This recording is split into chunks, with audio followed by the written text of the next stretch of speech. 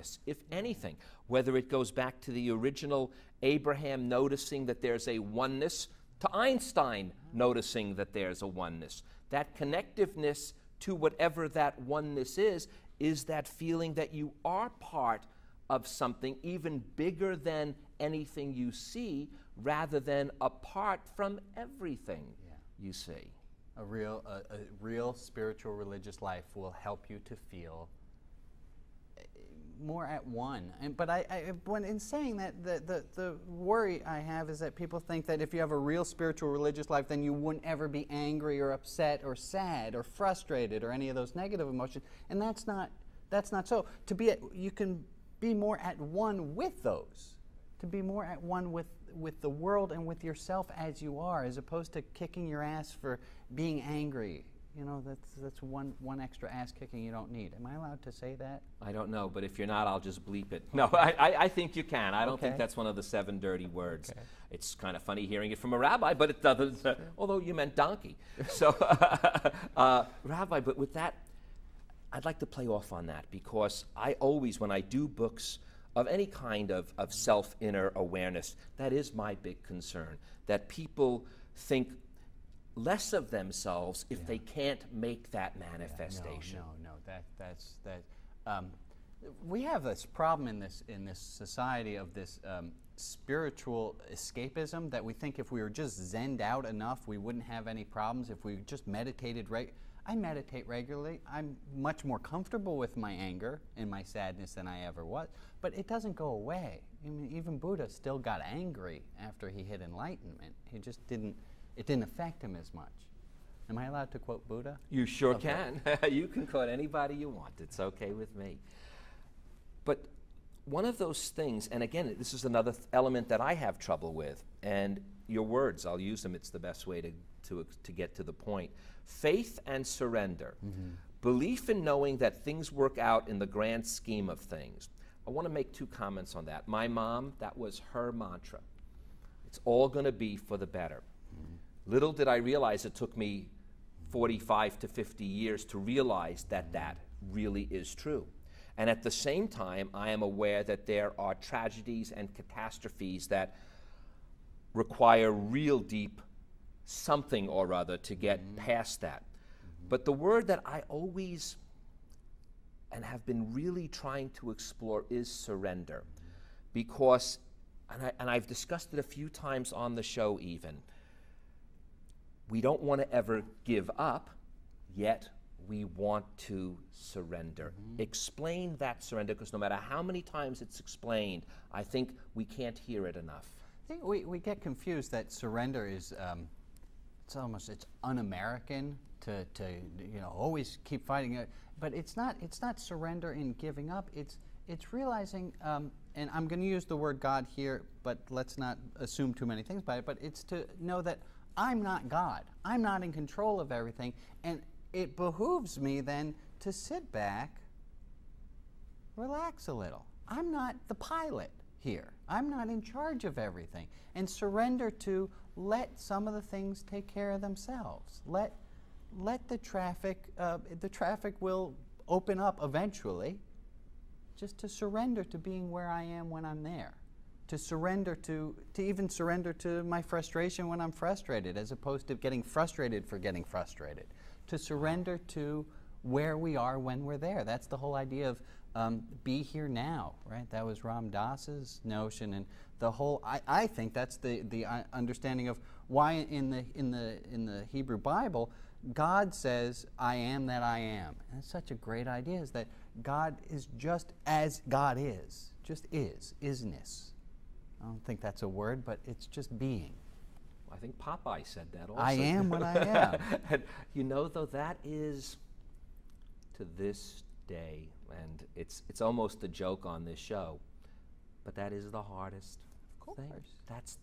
It's the most simplest thing to say, the most hardest, most difficult spiritual thing to do. Can I give an example? You can give 10. Put your hands like this for a second. My and pleasure. Ask anyone at home to do it too. All right. Now, you know which pinky is on the bottom, left or right? Left in my case, okay. Undo your hands.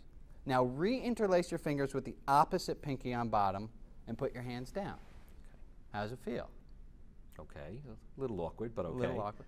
The difference here, and some people, it feels really weird, and they can't deal with it at all.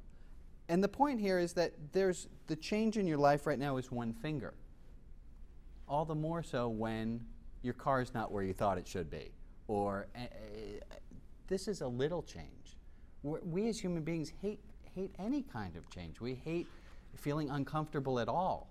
And I think that's part of it, is we need to get more comfortable with discomfort. Well, what you said is this attitude shift you talk about in here. You say that the ability, I'll use your words again, to accept things beyond our control. That's that little bit of that surrender.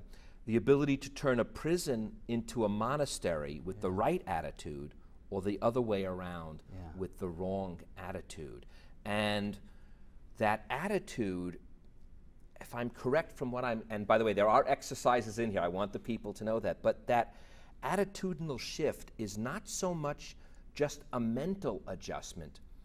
It seems that it stems from a deeper emotional level for it to be true. In other words, you can't really fake your mind out to change your attitude. You have to have it come from, whether you call it your soul, from some depth within you. It's not mental. It's more deeper, on a deeper level. It takes a little bit of faith. It's right. Kierkegaard talked about that leap of faith. At the very end, we have to leap towards the unknown to allow that to start to happen. You can't purely rationally get there on your own. When we read, you do mention the Bible, and you use the Bible in here, and we'll talk about that in a second. But prior to it, I'll go right to it right now. Whether you believe in the Bible or not doesn't mean there is no God of your understanding. And if there is no God, it doesn't mean that there is no value in the Bible. Right. That was I think I was paraphrasing Marcus Borg there. People get really it's like these two ideas are so melded. You don't have to believe that the Bible is the Word of God for the Bible to be meaningful, or vice versa. Yeah, we need to separate those out, and we can look at the Bible and see what meaning it has for us. Well, I said originally when I discovered you was through your internet site, and again, I will give that during the show, I promise. But one of the things when I became a member, I get your thing, and I told you you send out these emails, and this was the word that you sent out, and I did. And when I asked you, I said, "Is it in the book?" You said it is briefly, and it is, and it's this paradoxicality. Yes. And I think that goes to where we're going here, because you can look. And you use the George Washington example. We don't know if George Washington chopped down a cherry tree or not. We know he didn't. Yeah, exactly. We know he didn't. Yet that doesn't mean that that's not a story about truth. So explain that paradoxicality. Okay, well, something can have truth in it without being true. George Washington didn't cut down the cherry tree. You can look through and look in the history books. It didn't happen. Nonetheless, there's a truth in that story. It's not a true story, it's a truth story. Similarly, and I think this really opens people up to, a lot of people are used to chucking the entire Bible out, and I think that's throwing Moses out with the bathwater. Bad idea. There's a lot of truths in the Bible, a lot of wonderful truths, whether or not you believe it's a true story. Whether or not you believe Adam and Eve are a true story, there's still some truths in the stories about Adam and Eve that are just wonderful eternal truths, like the fact that nobody wants to take self-responsibility and we always want to blame someone else for what happened. That's a truth. That's just a universal truth, whether or not the story is true. Now, with that in mind, as I said, there were exercises, and we won't be able to go through them all in here, but the one that I want to literally read, the one completely that in fact, I did it with my son and wife the other day, and it just seems so wonderful. This is the one about, I'll lead you there, you take it away, okay? Think about some spiritual religious advice that you wished you 10 to 25 years ago could have benefited from hearing, and then you flip it and go take the whole thing with us. The idea is, I was